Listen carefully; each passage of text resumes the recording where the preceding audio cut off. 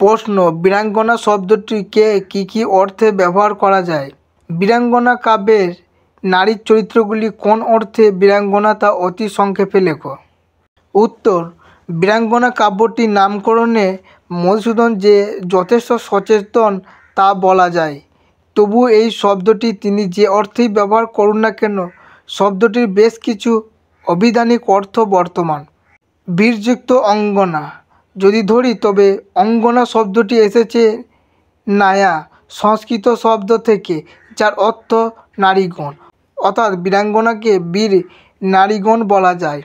আবার কোনো কোনো সমালোচক বীরাঙ্গনা শব্দটিকে বীরজায়া বা বীরপত্নী বা বীরনারী হিসেবে বিবেচনা করেছেন।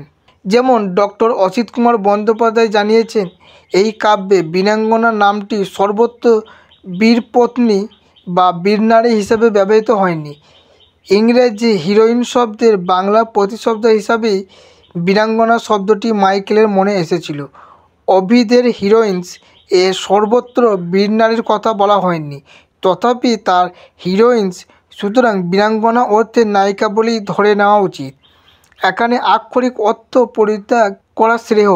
যাই হোক, বীরাঙ্গনা শব্দটির মূলত প্রধান তিনটি অর্থে রয়েছে, যথা ক বীরের পত্নী বা প্রেমিকা, খ যে নারী স্বয়ং বীররমণী এবং গ নায়িকা।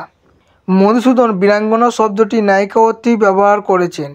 তিনি 11টি পত্রে নারীর চরিত্রের আন্তরিক বলিষ্ঠতাকে প্রকাশ করেছেন, যেভাবে তারা সকলেই আপন অধিকার আদায়ের জন্য সংগ্রাম করেছে, পুরুষের স্বৈরাচারের বিরুদ্ধে প্রতিবাদ জানিয়েছেন, স্বামীর অনৈতিক আচরণের বিরুদ্ধে বিদ্রোহ করেছে, যেভাবে তারা আন্তরিক কামনা বাসনাকে দ্বিধাহীন কণ্ঠে উচ্চারণ করেছে, সেই দিক থেকে বিচার করলে তারা প্রত্যেকেই অন্তর্নিহিত অর্থে বীরাঙ্গনা।